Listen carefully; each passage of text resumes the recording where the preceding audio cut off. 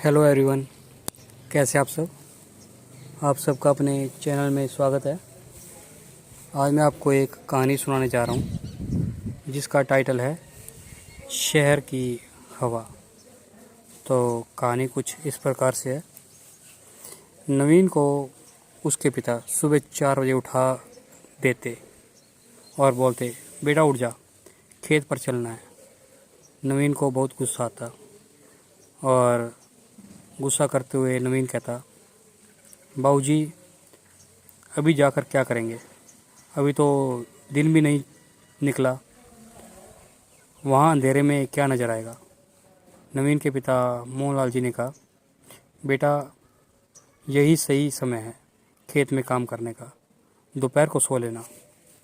झुंझलाकर नवीन उठा और पिता के साथ खेत पर पहुंच गया।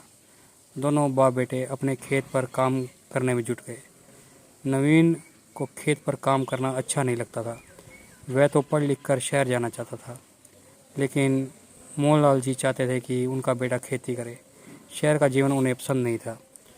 सूरज सर पर चढ़ आया तो तेज गर्मी से बुरा हाल था। दोनों बाप बेटे काम को अधूरा छोड़कर घर की ओर चल देते। अब शाम को 4 बजे दोबारा काम पर लौटेंगे। रास्ते में एक दुकान के बाहर मोहनलाल जी के पुराने मित्र रोशन जी मिल गए। उन्हें देखकर मोहनलाल जी ने कहा, रोशन, यहाँ दुकान पर बैठकर क्या कर रहे हो। रोशन ने कहा, बस कुछ सामान लेने आया था, तू सुना, खेत से आ रहा है क्या। नवीन ने रोशन के पैर छुए और बोला, लगता है बेटे को खेती सिखा रहे हो, इसे यही गांव में रखने का विचार है क्या। अरे इसे पढ़ने दे, फिर शहर में अच्छी सी नौकरी लग जाएगी।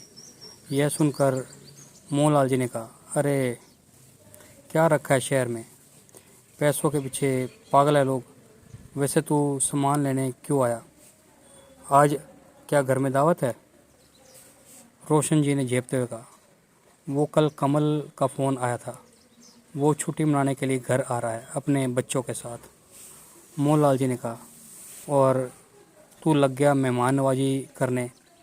तेरा बेटा छुट्टी पर पिकनिक मनाने आ रहा है, क्या फ़ायदा। बच्चे मेहमानों की तरह आते हैं, हम उनका स्वागत करते रहते हैं, 2 दिन बाद चले जाते हैं। कभी तू भी गया है उसके घर। रोशन ने शर्मिंदा होते हुए कहा, हाँ भाई, कह तो तू ठीक रहा है। जब से शहर गया है बस साल में 1 या 2 बार गाड़ी लेकर पिकनिक मनाने आ जाता है। 10 दिन पहले फ़ोन कर देते हैं, हम पूरा घर सजाने में लग जाते हैं और 2 दिन बाद मेहमान की तरह चले जाते हैं। रही बात मेरे जाने की, तो उनके फ्लैट में हमारे लिए जगह ही नहीं है। नवीन को इन बातों से चिढ़ हो रही थी। वह बोला, क्या चाचा जी, आप भी कमल भैया को बुरा बोल रहे हो। जानते हो वो कितनी बड़ी कंपनी में मैनेजर है। मैनेजर, अरे जो अपने घर को मैनेज नहीं कर पाया, अपने माता पिता को बेसहारा छोड़कर वो कंपनी में क्या मैनेजर करेगा। पढ़ लिख कर पैसों के पीछे अपने परिवार को छोड़ देना कहाँ की समझदारी है। मोहनलाल जी ने उसकी बात काटते हुए कहा। नवीन को उनकी बात बुरी लगी। इधर रोशन जी शर्म से पानी पानी हो रहे थे। वो बोले, अब जैसा भी है ठीक है, अच्छा मैं चलता हूँ। उनके जाने के बाद दोनों बाप बेटे घर आ जाते हैं। नवीन और उनके पिताजी के विचारों में कोई मेल नहीं रह गया था। माँ बिमला ने नाश्ता बनाया। दोनों नहा धोकर नाश्ता करने बैठ गए। तभी बाहर गाड़ी की आवाज़ सुनकर दोनों बाहर निकल आए। नई चमचमाती गाड़ी में कमल अपनी पत्नी और बच्चों के साथ रोशन जी के घर की ओर जा रहा था। नवीन बोला, देखो इसे कहते हैं तरक्की, कितनी बड़ी गाड़ी है। मैं अभी कमल भैया से मिलकर आता हूँ। मोहनलाल जी ने कहा, अरे नाश्ता तो करता जा। लेकिन नवीन उनकी बात सुने बगैर ही रोशन जी के घर की ओर चल दिया। मोहनलाल जी ने कहा, बिमला सुन, तेरे बेटे पर शहर का रंग चढ़ गया है, यह एक दिन हमें छोड़कर भाग जाएगा। बिमला ने कहा, कहाँ जरा से बच्चे के पीछे पड़े हो, अभी तो वो 8वीं में ही पढ़ रहा है। मोहनलाल जी बाहर पेड़ के नीचे खाट बिछाकर आराम करने लगे। बिमला जी अपने काम में लग गई। इधर नवीन कमल भैया से मिलकर आया। वह बहुत खुश था। कमल भैया ने कहा, नवीन तू पढ़ लिख कर शहर आ जा, मैं तुझे कहीं भी फिट कर दूंगा। यह गांव में क्या रखा है। नवीन भी बड़ी गाड़ी और शहर में अच्छी सी नौकरी के सपने देखने लगा। 2 दिन बाद कमल तो वापस चला गया, लेकिन नवीन के मन में शहर के सपने बीज कर चला गया। अब वह खेत पर नहीं जाना चाहता था, बस पढ़ाई करने लगा। उसे जल्दी से जल्दी शहर जाना था।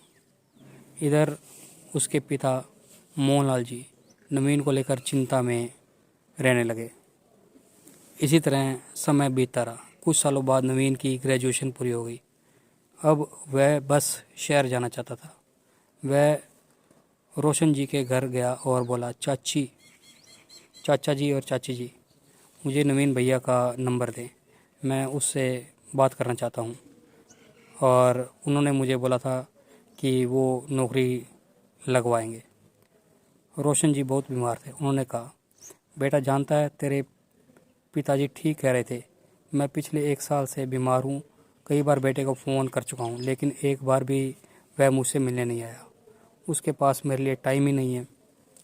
लेकिन नवीन को कुछ समझ नहीं आ रहा था। वह बोला, कोई बात नहीं चाचा जी, मैं कमल भैया से बात करता हूँ, वो ज़रूर आएंगे और फिर मैं उनके साथ चला जाऊँगा। नवीन ने नंबर लेकर फ़ोन किया। दूसरी तरफ से कमल ने फ़ोन उठाया। कौन? भैया, मैं नवीन बोल रहा हूँ, आपके गांव से। आपने नौकरी के लिए कहा था। कमल ने कहा, मेरा उस गांव से और गंवार लोगों से कोई मतलब नहीं। मैं अगले महीने कनाडा जा रहा हूँ। मेरे पिता ने फ़ोन करके मेरा दिमाग ख़राब कर दिया। अब पूरे गांव में नंबर बांट रहे हैं। आज के बाद फ़ोन मत करना। यह कहकर कमल फ़ोन काट देता है। नवीन को बहुत झटका लगा। उसके तो सारे सपने टूट गए। वह उदास होकर अपने घर आया। मोहनलाल जी ने कहा, क्या हुआ, कमल से बात हुई? नवीन ने सारी बात बता दी। यह सुनकर मोहनलाल जी ने कहा, जानता है उसने यह सब क्यों कहा? जब 1 साल पहले वह आया था तो अपना घर और खेत बेचना चाहता था। रोशन ने यह सब बेचने से मना कर दिया। बस इतनी सी बात पर माँ बाप से रिश्ता तोड़ दिया और वही गुस्सा उसने तेरे ऊपर निकाल दिया। पैसे की भूख ने उसे अंधा बना दिया। यह सुनकर नवीन को बहुत बुरा लगा। लेकिन पापा, इस ज़मीन को बेचना क्यों चाहता था कमल? मोहनलाल जी ने कहा, मैंने रोशन के कहने पर शहर जाकर पता किया था। उसकी नौकरी छूट गई थी, किस्तों पर फ्लैट ले रखा था और गाड़ी ले रखी थी। उसे भरने के लिए पैसे चाहिए थे और फिर वो विदेश जाने के चक्कर में था। बाकी बचे हुए पैसे से विदेश जाकर सेट होना चाह रहा था। वो तो मैंने रोशन को समझाया, वरना इस उम्र में खेत मकान बेचकर बेटे के पीछे भागता रहता और वो नालायक इसे धक्के मारकर सड़क पर भीख मांगने को मजबूर कर देता। अब 1 साल से अपने बाप को देखने भी नहीं आया। नवीन के सर से शहर का भूत उतर चुका था। वह मोहनलाल जी के गले लगकर रोने लगा। बाबूजी, मुझे माफ़ कर दीजिए। मैं अब यहीं रहकर नए ढंग से खेती करूँगा। जितने पैसे शहर में कमाकर वहीं खर्च करने हैं, उतने तो हम खेतों में कमा लेंगे और अपनी मर्जी के मालिक भी होंगे। मोहनलाल जी और बिमला नवीन की बातें सुनकर बहुत खुश हुए।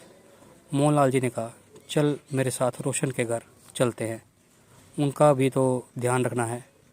उससे कहता हूँ कि मेरा बेटा अब शहर नहीं जा रहा और तेरा भी ध्यान रखेगा। नवीन रोशन जी के घर गए।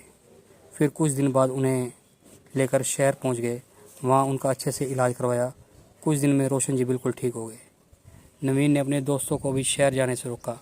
सब ने मिलकर नए तरीके से खेती शुरू की। कुछ ही सालों में मेहनत करने के बाद नवीन ने गांव में नया घर बना लिया और एक बड़ी सी गाड़ी भी ले ली। अब वो अपने परिवार के साथ रोशन जी के परिवार का भी ध्यान रखता। कुछ ही दिनों में नवीन की शादी हो गई।